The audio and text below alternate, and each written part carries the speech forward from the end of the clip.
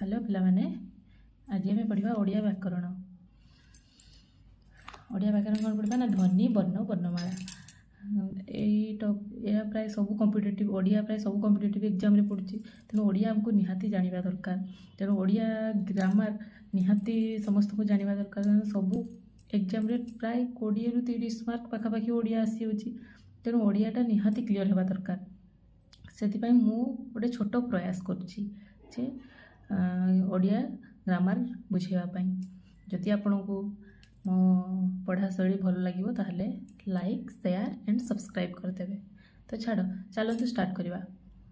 आज पढ़ा ध्वनि वर्ण आ वर्णमाला। फास्ट आम जाना ध्वनि क्या कहती।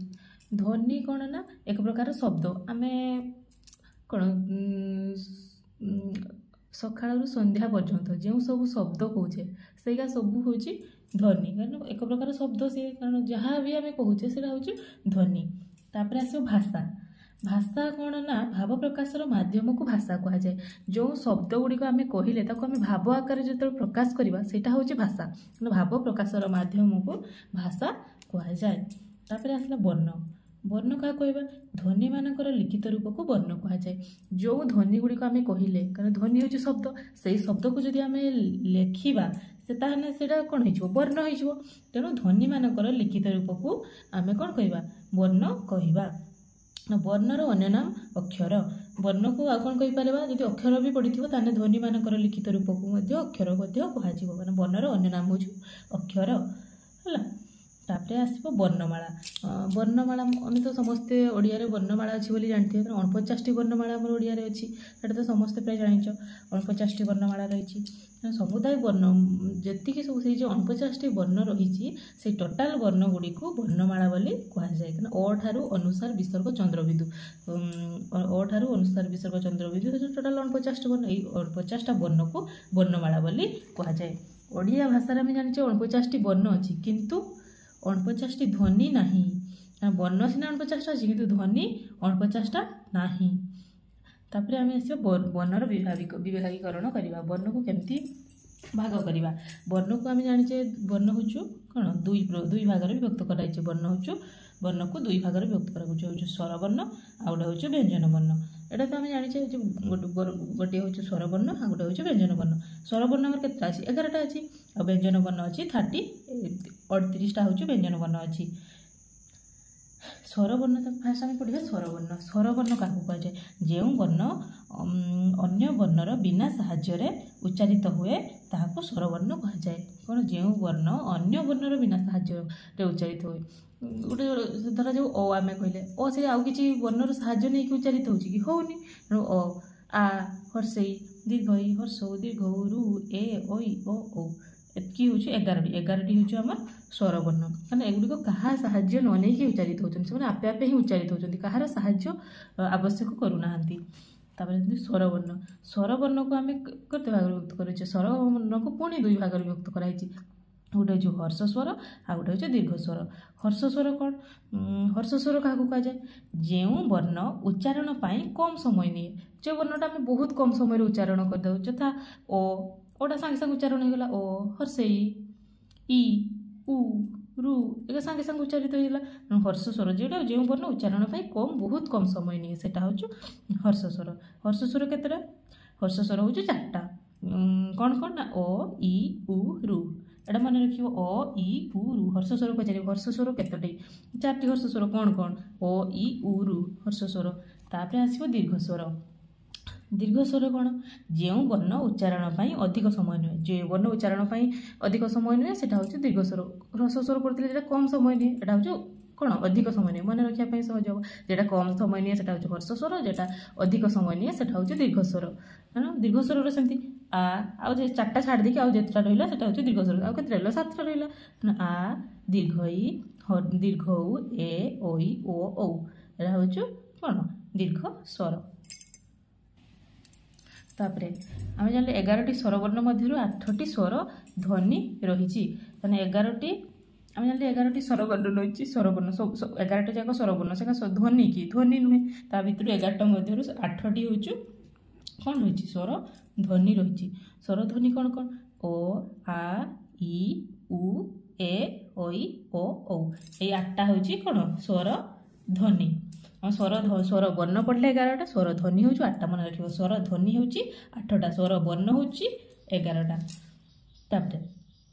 সেই যে 8টি স্বর ধ্বনি পড়লে ସେଥିମଧ୍ୟରୁ ଗୋଟେ ଆମେ ହର୍ଷ ସ୍ୱର ପଡ଼ିଥିଲେ ଦୀର୍ଘ ସ୍ୱର ପଡ଼ିଥିଲେ ସେମିତି ହର୍ଷ ଧ୍ୱନି ଆଉ ଦୀର୍ଘ ଧ୍ୱନି ମଧ୍ୟ ଅଛି 8ଟି ଧ୍ୱନି 8ଟି ମଧ୍ୟରେ ଅ ଆ ଇ ଉ ଏ ଐ ଓ ଔ ପଡ଼ିଲେ 8ଟି କ'ଣ ସ୍ୱର ଧ୍ୱନି ମଧ୍ୟରେ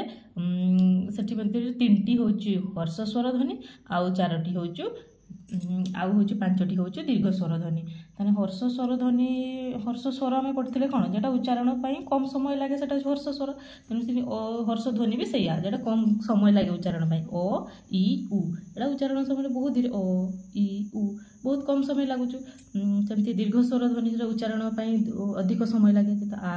ଏ ଐ ଓ ଔ ଉଚ୍ଚାରଣ ପାଇଁ ଅଧିକ ସମୟ ଲାଗୁଛି ସେମିତି ତାପରେ ପଢ଼ିବା ଜାଣିପାରିଲେ ଆମେ କେତେଟା 8ଟା ସବୁ ମନେ ରଖିବା 8ଟା ସ୍ୱର ଧ୍ୱନି ଅଛି 11ଟା ସ୍ୱର ବର୍ଣ୍ଣ ଅଛି ତାପରେ ଐ ଓ ଔକୁ ସଂଯୁକ୍ତ ସ୍ୱର ବା ସନ୍ଧ୍ୟକ୍ଷର କୁହାଯାଏ ମନେ ରଖିବ ଐ ଆଉ ଔକୁ ଏଟା ଯେ ଆମେ ପଢ଼ିଲେ 11ଟା ସ୍ୱର ଧ୍ୱନି ପଢ଼ିଲେ ସ୍ୱର ବର୍ଣ୍ଣ ପଢ଼ିଲେ ସେଠି ମଧ୍ୟରୁ ଐ ଆଉ ଔକୁ ସଂଯୁକ୍ତ ସ୍ୱର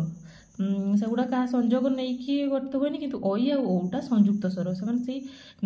ସେଇ ବ୍ୟଞ୍ଜନ ବର୍ଣ୍ଣକୁ ହିଁ ନେଇକି ଐ ଆଉ ଔ ହେଉଛି ସଂଯୁକ୍ତ ସ୍ୱର ବା ସନ୍ଧ୍ୟକ୍ଷର କୁହାଯାଏ କାରଣ ଏହି ଦୁଇ ବର୍ଣ୍ଣ ଅନ୍ୟର ସାହାଯ୍ୟ ନେଇଥାନ୍ତି କାରଣ କାହିଁକି କୁହାଯାଏ ଐ ଆଉ ଔକୁ ସଂଯୁକ୍ତ ସ୍ୱର କାରଣ ସେମାନେ ଯେତେବେଳେ ଉଚ୍ଚାରଣ ହୁଅନ୍ତି ସେମାନେ କ'ଣ ଅନ୍ୟର ସାହାଯ୍ୟ ନେଇଥାନ୍ତି ଅନ୍ୟର ସାହାଯ୍ୟ କେମିତି ନେଇଥାନ୍ତି ମାନେ ଐ ମାନେ ଓ ଆଉ ଇ ଆସୁଛୁ ମାନେ ଐରାବତ ଐତିହାସିକ ଏକ୍ଜାମ୍ପଲ୍ ଐ ମାନେ ଓ ଆଉ ଇ ହେଉଛି ଐ ତାପରେ ଆସିଲା ଔ ଓ ଆଉ ଉ ହେଉଛି ଔ ଓ ଦୁଇଟା କ'ଣ ଦୁଇଟା ସ୍ୱରବର୍ଣ୍ଣ ମିଶିକି ଗୋଟେ ସ୍ୱରବର୍ଣ୍ଣ ହେଲା ଓ ଇ ମିଶିନେ ଐ ଓ ଉ ମିଶିନେ ଔ ଔର ଏମିତି ସୌରଭ ସୌଭାଗ୍ୟ ଏକ୍ଜାମ୍ପଲ୍ ବୁଝିପାରିଲ ଜାଣିପାରିଲ ଆମେ ସେମିତି ଆମେ ବେଶୀ ଆଉ ଥରେ ମୁଁ କହିଦେଉଛି ସ୍ୱରବର୍ଣ୍ଣ ବର୍ଣ୍ଣକୁ ଆମେ 2 ଭାଗରେ ବିଭକ୍ତ କଲେ ଗୋଟେ ହେଉଛି ସ୍ୱରବର୍ଣ୍ଣ ଆଉ ଗୋଟେ ବ୍ୟଞ୍ଜନ ବର୍ଣ୍ଣ ଏବେ ଆମେ ସ୍ୱରବର୍ଣ୍ଣ ପଢ଼ିଲେ ସ୍ୱରବର୍ଣ୍ଣ କ'ଣ ନା ଯେଉଁ ବର୍ଣ୍ଣ ଅନ୍ୟ ବର୍ଣ୍ଣର ବିନା ସାହାଯ୍ୟରେ ଉଚ୍ଚାରିତ ହୁଏ ତାକୁ କ'ଣ ସ୍ୱରବର୍ଣ୍ଣ କୁହାଯାଏ ସ୍ୱରବର୍ଣ୍ଣ ଆମେ ଜାଣିପାରିଲେ କେତେଟା ସ୍ୱରବର୍ଣ୍ଣ ଅଛି 11ଟା ଅଛି 11ଟା ସିନା ସ୍ୱରବର୍ଣ୍ଣ ଅଛି କିନ୍ତୁ ଧ୍ୱନି ହେଉଛି 11ଟା ନାହିଁ ସ୍ୱର ଧ୍ୱନି ହେଉଛି କେତେଟା 8ଟି ସ୍ୱର ଧ୍ୱନି ଅଛି ସେମିତି ହର୍ଷ ସ୍ୱରକୁ ସେମିତି ସ୍ୱରବର୍ଣ୍ଣକୁ ପୁଣି 2 ଭାଗରେ ବିଭକ୍ତ କଲେ କ'ଣ ହର୍ଷ ସ୍ୱର ଆଉ ଦୀର୍ଘ ସ୍ୱର ହର୍ଷ ସ୍ୱର କେତେଟା ଅଛି 4ଟା ଅଛି ଆଉ ଦୀର୍ଘ ସ୍ୱର ଅଛି 7ଟା ହର୍ଷ ସ୍ୱର ଯେଉଁ ସ୍ୱର ଉଚ୍ଚାରଣ ପାଇଁ ବହୁତ କମ୍ ସମୟ ଲାଗେ ସେଟା ହେଉଛି ହର୍ଷ ସ୍ୱର ଆଉ ଯେଉଁ ବର୍ଣ୍ଣ ଉଚ୍ଚାରଣ ପାଇଁ ଅଧିକ ସମୟ ଲାଗେ ସେଟା ହେଉଛି ଦୀର୍ଘ ସ୍ୱର ହର୍ଷ ସ୍ୱର ଆମେ ଜାଣିଛେ 4ଟା 7ଟା ତାପରେ ଆସିଲା ସ୍ୱର ସେମିତି ସ୍ୱର ଧ୍ୱନି ତ 8ଟା ଜାଣିଲେ ସେଠି ବି ମଧ୍ୟ ହର୍ଷ ଧ୍ୱନି ଅଛି ଆଉ ଦୀର୍ଘ ଧ୍ୱନି ଅଛି ଯାହା ମୁଁ ତମକୁ ଜଣେଇଲି ତାପରେ ମନେ ରଖିବ ଐ ଆଉ ଔ ହେଉଛି ସଂଯୁକ୍ତ ସ୍ୱର ବା ସନ୍ଧ୍ୟକ୍ଷର କୁହାଯାଏ ସେଟା ନିହାତି ମନେ ରଖିବ ଐ ଆଉ ଔ କାହିଁକିନା ଐଟା ମିଶିକି ଓ ଆଉ ଇ ମିଶିକି ଐ ହେଇଛି ଓ ଆଉ ଉ ମିଶିକି ଔ ହୋଇଛି ତେଣୁ ସେ ଦୁଇଟା ହେଉଛି କ'ଣ ସନ୍ଧ୍ୟକ୍ଷର ବା ସଂଯୁକ୍ତ ସ୍ୱର ସଂଯୁକ୍ତ ହେଇଛି ମାନେ ସେଟା ହେଉଛି ସଂଯୁକ୍ତ ସ୍ୱର ତାପରେ ଆମେ ଯିବା ବୁଝିପାରିଲ ସ୍ୱରବର୍ଣ୍ଣ ଏବେ ମୁଁ ଭାବୁଥିବି ତମର କିଛି ଅସୁବିଧା ହେବନି ବୁଝିପାରିଲ ଠିକ୍ସେ ତାପରେ ଯିବା ବ୍ୟଞ୍ଜନ ବର୍ଣ୍ଣ କାହାକୁ କହିବା ନା ଯେଉଁ ବର୍ଣ୍ଣଗୁଡ଼ିକ ସ୍ୱରବର୍ଣ୍ଣର ବିନା ସାହାଯ୍ୟରେ ଉଚ୍ଚାରିତ ହୋଇପାରନ୍ତି ନାହିଁ ତାହାକୁ ବ୍ୟଞ୍ଜନ ବର୍ଣ୍ଣ କୁହାଯାଏ ବ୍ୟଞ୍ଜନ ବର୍ଣ୍ଣ ମାନେ ସ୍ୱରବର୍ଣ୍ଣର ବିନା ସାହାଯ୍ୟରେ ସେମାନେ କ'ଣ ଉଚ୍ଚାରିତ ହୋଇପାରନ୍ତି ନାହିଁ ତାହାକୁ କ'ଣ କୁହାଯାଏ ବ୍ୟଞ୍ଜନ ବର୍ଣ୍ଣ କୁହାଯାଏ କେମିତି ଆମେ ସ୍ୱରବର୍ଣ୍ଣ ବିନା ଯେମିତି କ ସହିତ ଅ ମିଶୁଛି ତେଣୁ କ ହେଉଛି সেটা আমি জানিলে সেটা যাহা হলে বি সে স্বরবর্ণকু নেইকি উচ্চারিত হচ্ছে বিনা স্বরবর্ণরে সে উচ্চারিত হয়ে পারে তেণু যে বর্ণগুড়িক স্বরবর্ণর বিনা সাহায্যে উচ্চারিত হয়ে পারতি না তাহাকু କ'ଣ କୁହାଯାଏ ବ୍ୟଞ୍ଜନ ବର୍ଣ୍ଣ କୁହାଯାଏ ବ୍ୟଞ୍ଜନ ବର୍ଣ୍ଣ ସଂଖ୍ୟା ଆମେ କେତେଟା 38ଟା ସେଠି କହିଥିଲି ତୁମକୁ ବ୍ୟଞ୍ଜନ ବର୍ଣ୍ଣ ହେଉଛି 38ଟା ସ୍ୱରବର୍ଣ୍ଣ ହେଉଛି 11ଟା ତାପରେ 38ଟା ବ୍ୟଞ୍ଜନ ମଧ୍ୟରୁ 32ଟି ବ୍ୟଞ୍ଜନ ଧ୍ୱନି ଅଛି ଯେମିତି 11ଟା ସ୍ୱରବର୍ଣ୍ଣରୁ ଆମେ କେତେଟା ପଢ଼ିଲେ 8ଟା ସ୍ୱର ଧ୍ୱନି ଅଛି ସେମିତି 38ଟା ବ୍ୟଞ୍ଜନ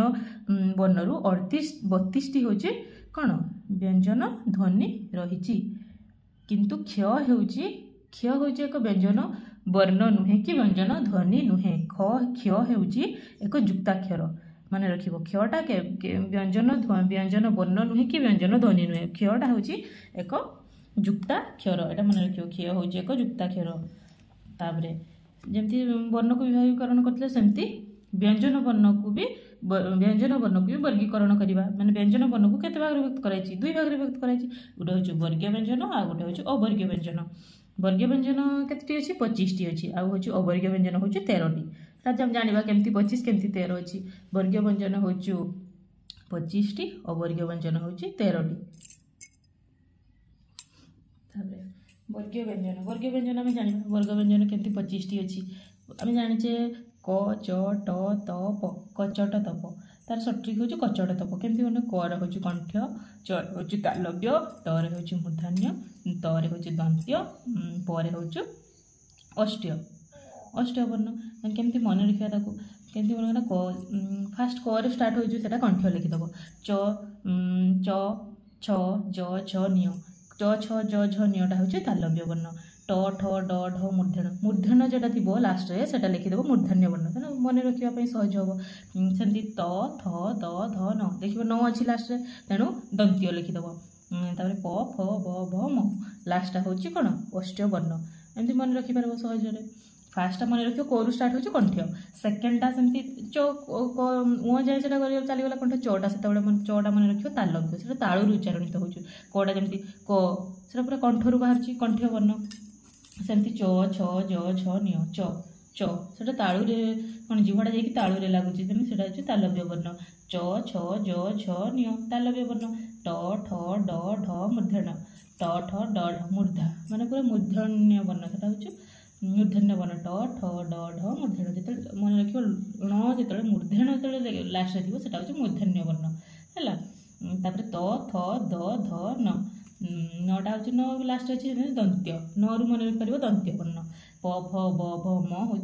अष्टवर्ण एटा अठ को टच कर दुईटा अठ उच्चारण बेले दुईटा अठ को टच करा हूँ अष्ट वर्ण जापारे 25टा तार सठिक हूँ कचट तप मन रखा क चढ़ कर कंठ्य चरे कौन तालव्य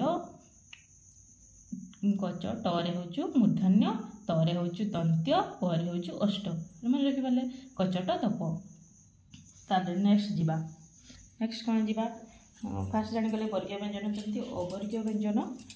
वर्गीय व्यंजन आम पढ़ते 25टा अवर्गीय व्यंजन केतटा रहा 13टा रहा टोटाल तो व्यंजन वर्ण हूँ 38टा 25टा पढ़ला रहा 13टा 13टा भितर कौन कौन जाना कौटा कौन कौन फास्ट जाना अंतस्थ वर्ण कौन ना उच्चारण समय एगुड़िक कौन स्वर व व्यंजन मध्यवर्ती वर्ण गुड़िक को अंतस्थ वर्ण कहुए उच्चारण जिते होगुड़िक कौन स्वर वर्ण और व्यंजन वर्ण मध्यवर्ती जो वर्णटा उच्चारित होता हूँ कौन अंतस्थ वर्ण मन रखा ज ज य र ल व यही हूँ केतटा अच्छी ये 6टा हूँ अंतस्थ वर्ण मन रख ज य र ल व मन जर जर य र ल व एटा हूँ अंतस्थ वर्ण मन रख अंतस्थ वर्ण को अर्धस्वर कहुए एटा अधा प्राय ज ज य र ल वो ताको अर्धस्वर कहुए तापर आसला अर्धस्वर जापारे एति चलीगला कौन 6टा चलीगला अर्धस्वर तापर आस उष्म वर्ण कौन ना यही वर्ण उच्चारण समय मुखर अधिक उष्मता निर्गत हुए जे वर्णटा उच्चारण करने समय उषुम अधिक माने कौन उष्मता निर्गत होता है पार्टी अधिक उष्मता निर्गत होता है सेटा हूँ उष्म वर्ण किंतु कौन से जीव स ह स मन रख 3टा स आउ ह तालवेश मूर्धनेश दंतेश आउ ह हूँ उष्म वर्ण फास्ट मतलब अंतस्थ वर्ण कटा मन रखिले ज य र ल ओ हूँ अंतस्थ वर्ण सेमती उष्म वर्ण मन रखा तालवेश मूर्धनेश दंतेश ह हूँ उष्म वर्ण बुझीपार मन रख कमी ज य र ल ओ हूँ अंतस्थ वर्ण उष्म वर्ण हूँ तालवेश मूर्धनेश दंतेश ह हूँ उष्म वर्ण एटा हूँ स्वरवर्ण व्यंजन वर्ण मध्यवर्ती वर्णटा एटा हूँ उष्म वर्णटा कौन जे वर्णटा उच्चारित समय कौन अधिक उष्मता निर्गत हुए कंठरू अधिक उष्मता निर्गत हुए सेटा हूँ उष्म वर्ण उष्म माने उष्म निर्गत होता है उष्म वर्ण है तापर जी अजगवाह वर्ण कौन जो वर्ण गुड़िक स्वर कि व्यंजन वर्ण आश्रय बिना उच्चारित हो पारती नहीं कौन अजगवाह स्वर आ व्यंजन वर्ण बिना जेटा उच्चारित हो पारती नहीं स्वर वर्ण और व्यंजन वर्ण दीटा ही दीटा को लेकिन उच्चारित होते जमती हंस अनुसार विसर्ग चंद्रबिंदु जमती हंस हंस ये जो अनुसारटा कौन स्वर वर्ण ये हूँ कौन ये व्यंजन वर्ण को लेकिन ही उच्चारित हुए माने अनुसार विसर्ग चंद्रबिंदु कौन ये स्वर वर्ण और व्यंजन वर्ण को लेकिन ही उच्चारित हो पारती नहीं न नहीं से कौन उच्चारित हो पारे ना कहीं से स्वर वर्ण व्यंजन वर्ण को लेकिन ही उच्चारित हे जमी हंस अंश अंश अहंकार जापर अनुसार विसर्ग चंद्र से स्वर वर्ण व्यंजन वर्ण को ही नहीं उच्चारित हे ना कि कार्य ही ना से स्वर वर्ण व्यंजन वर्ण को लेकिन उच्चारित हेले से शब्द से शब्द परिणत हो पारे ना से शब्द परिणत हो पारे ना जापारे अजगबाही वर्ण अनुसार विसर्ग चंद्रबिंदु फास्ट आउे कहीदेवा अंतस्थ वर्ण कौन पढ़ले ज य र ड़ ओ अंतस्थ वर्ण पढ़ले उष्म वर्ण कौन पढ़ले तीन स तालबेश मुदिनस दंतेश ह पढ़ीगले अजगबाह वर्ण कौन पढ़ले अजगबाह को आश्रित वर्ण मन रख अजगबाह को आश्रित वर्ण कहुए मैंने से आश्रय नहीं अन्यर साहाय्य नहीं उच्चारित हुए ना सी उच्चारित हो पार ना अनुसार विसर्ग चंद्रबिंदु अन्यर साहाय्य नहीं उच्चारित हम आउ कहारी बिना साहाय्य से उच्चारित हो पार ना से कौन स्वरवर्ण व्यंजन वर्ण को लेकिन ही उच्चारित हम है मन रहा अजगबाह को आश्रित वर्ण भी कहुए से आश्रय नहीं उच्चारित हुए आउ अंतस्थ वर्ण को कौन कहुए अर्धस्वर कहुए एटा मन रहा तापरे आसीबो अनुनासिक जो वर्ण उच्चारण में नासिकार साहाय्य निया जाइथा ताहाकू अनुनासिक कहुए जो वर्णटा आम उच्चारण समय नासिका माने नाकर साहाय्य नहीं उच्चारित हुए ताहाकू कौन अनुनासिक वर्ण कहुए प्रत्येक व्यंजन अनुनासिक केमती मन रखा प्रत्येक व्यंजन वर्णर पंचम वर्ण आम व्यंजन वर्ण केतटा पढ़ते व्यंजन वर्ण 25टा पढ़ते ये पढ़ले पूरा व्यंजन वर्ण केतटा व्यंजन वर्ण हूँ 25टा हूँ व्यंजन वर्ण पढ़ले क च ट तप पढ़ी सहीटा व्यंजन वर्ण कौन कही अजगबाह अनुनासिक कौन ना जो वर्ण उच्चारण में नासिका साहाय्य निया जाए ताहाकू अनुनासिक कहुए नाक साहाय्य नहीं उच्चारित होता है जमती से कहुए एग्जाम्पल दबा प्रत्येक व्यंजन वर्ण प्रत्येक वर्गीय व्यंजनर कौन पंचम वर्ण प्रत्येक वर्ग व्यंजन केतटा वर्गीय व्यंजन पढ़ले 25टा वर्गीय व्यंजन पढ़ले 25टा वर्ग 5 प्रति वर्ग व्यंजन में 5 लेखा अच्छी तेणु जितकी 5टा वर्गीय व्यंजन पंचम वर्णटा हूँ 5टा व्यंजन वर्ण एटा म न्य ण न म एटा हूँ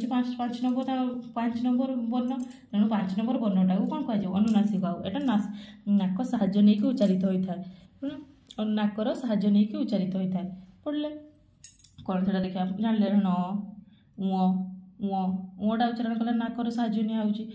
निया निय भी नाकर उच्चारण हो न म नाकर वायु आसूची तेणु नासिकार साहाय्य निया सेमती एटा तो जानले पंचम वर्ण वर्गीय व्यंजनर पंचम वर्णटा हूँ कौन अनुनासिक पढ़ले वर्गीय व्यंजनर पंचम वर्ण हूँ अनुनासिक तापरे खाली पंचम वर्ण रहा आउ कि अच्छी जे अनुसार आउ चंद्रबिंदु अनुसार भी उच्चारण कला बेले नाकर साहाय्य निया चंद्रबिंदु भी उच्चारण कला बेले नाकर साहाय्य मन रख अनुनासिक कौन ना वर्गीय व्यंजन पढ़ले 25टा वर्गीय व्यंजन प्रति वर्गीय व्यंजन 5टा रही 5टा प्रति वर्गीय व्यंजन में 5टा लेखा वर्ण रही तेणु मन रखा कौन वर्गीय व्यंजनर पंचम वर्ण सबु व्यंजन वर्णर सब जो 5टा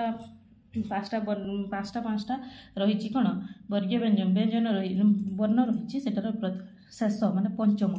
पंचम वर्ण लास्ट जो वर्णटा रही प्रथम कंठ्य कौन लास्ट रही रही तालव्य कौन रही निय रही मूर्धन कौन रही ण रही दंत्य कौन रही न रही अष्टर कौन रही म रही से पंचम वर्णटा को कौन कह अनुनासिक कहुए से नाक द्वारा उच्चारित हो तेणु से अनुनासिक ता व्यतीत मन रख अनुसार आउ चंद्रबिंदु हूँ अनुनासिक वर्ण मन रहा वर्गीय व्यंजनर पंचम वर्णटा हूँ अनुनासिक आ व्यतीत अनुसार आउ चंद्रबिंदु हूँ अनुनासिक बुझीपार तापरे जीवा अल्प प्राण व्यंजन अनुनासिक वर्ण गला जीवा अल्प प्राण व्यंजन कौन ना जो वर्ण गुड़िकर उच्चारण अल्प वायु निर्गत हुए अनुनासिक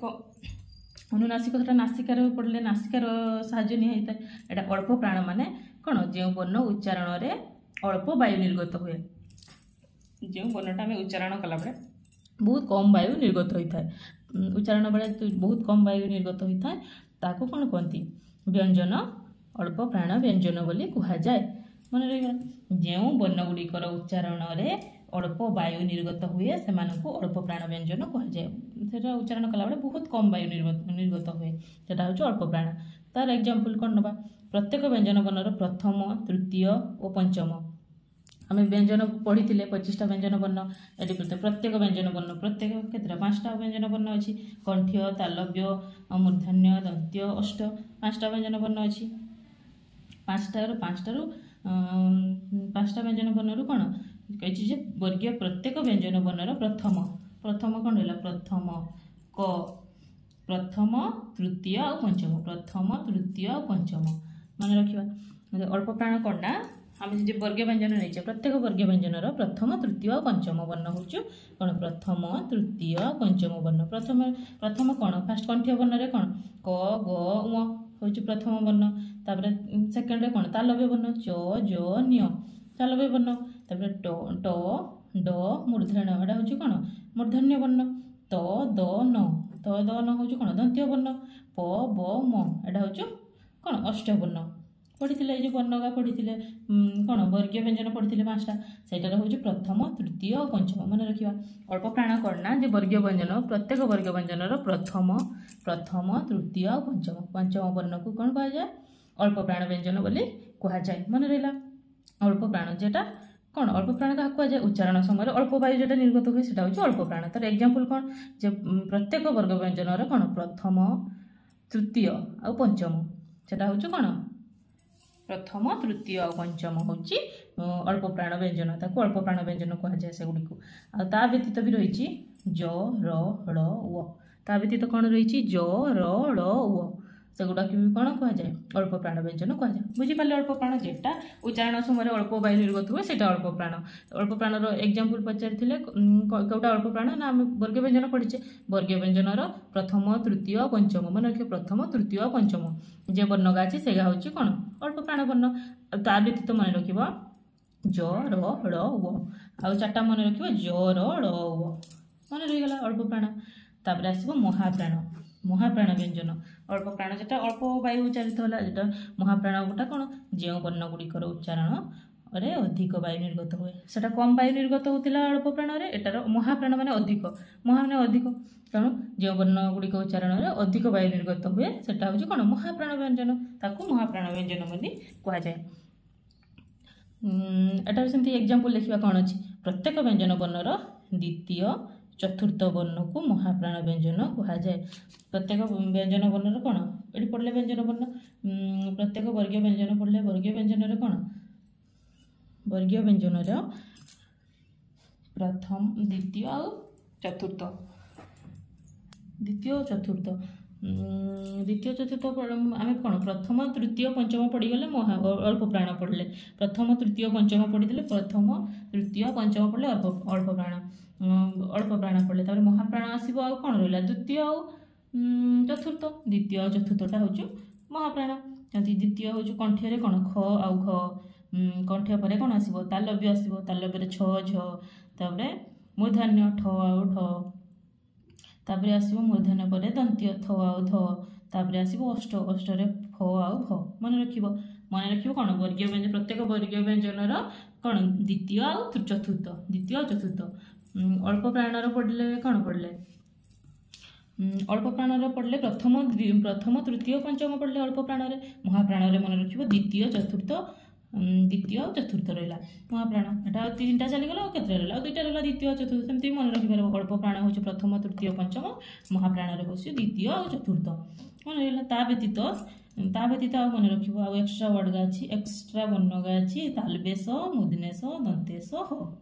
आ मन रख तालबेश मुदनेश दंतेश ह। अल्प प्राण मन रखते ज र ड़ व अल्प प्राण महाप्राण आसला तालबेश 3टा स ह लिखिदेव अल्प प्राण महाप्राण अल्प प्राण ज र ड़ व महाप्राण तालबेश मुदनेश दंतेश ह मन रहा महाप्राण। आउ थे कहीदि अल्प प्राणटा कौन जोटा उच्चारण समय अल्प वायु निर्गत हुए से अल्प प्राण तार एक्जाम्पल हूँ कौन प्रत्येक वर्ग व्यंजनर प्रथम तृतीय आ पंचम मन रहा प्रथम तृतीय पंचम आउ गुड़िक हूँ कौन अल्प प्राण व्यंजन आउ अल्प प्राण व्यंजन रहा आउ कि एक्सट्रा वर्ड रही र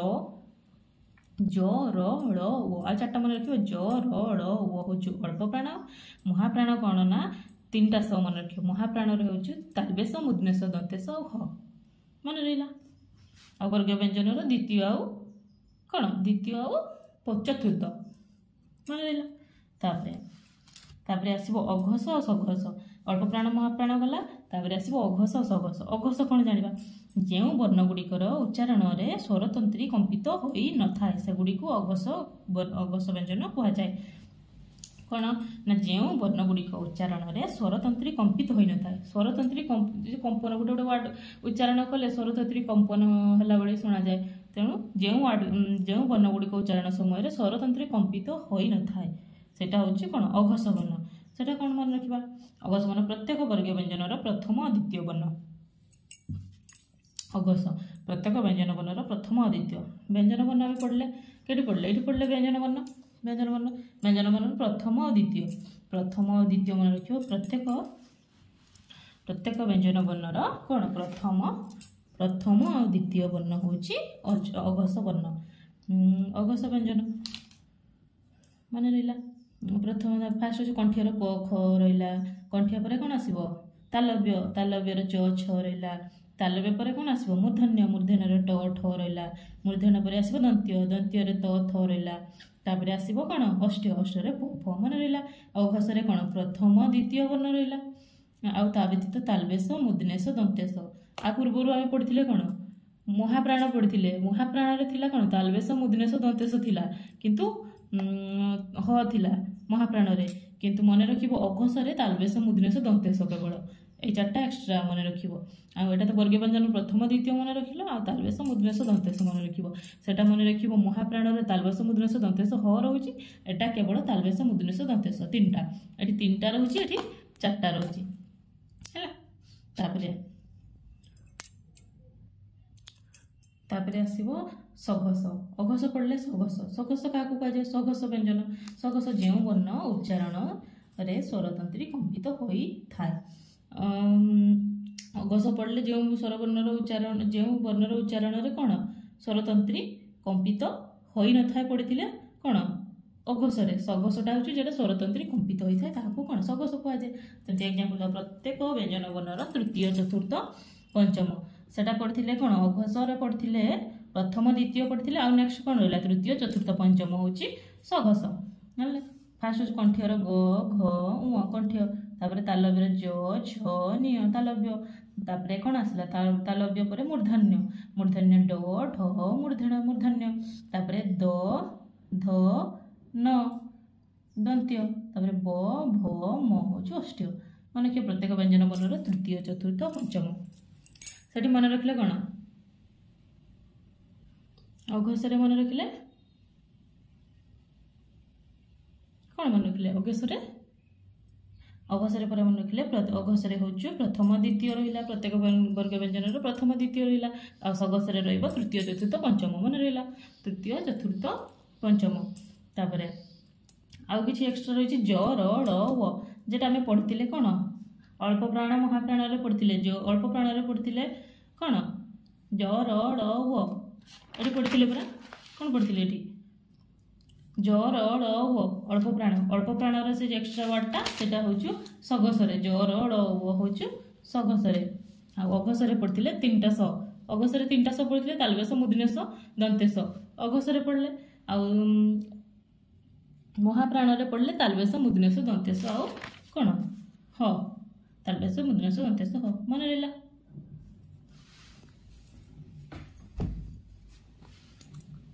जहाँ कही जी पढ़ेली जदि बुझीपारिच ताहले मो चैनल को लाइक शेयर सब्सक्राइब करदेव आ जदि नूतन नूतन एमती सब टॉपिक जदि कहबो ताहले सब टॉपिक रे मु एमती सुंदर सुंदर वीडियो बोलेबी जहाँ आपण माने सुंदर भाव में बुझी पारिबे जदि वीडियोटी आपको पसंद आसला ताहले लाइक शेयर सब्सक्राइब निहाती करेंगे आ जदि आर PDF पाइबा पई चाहउछंती ताले मते कमेंट करिवे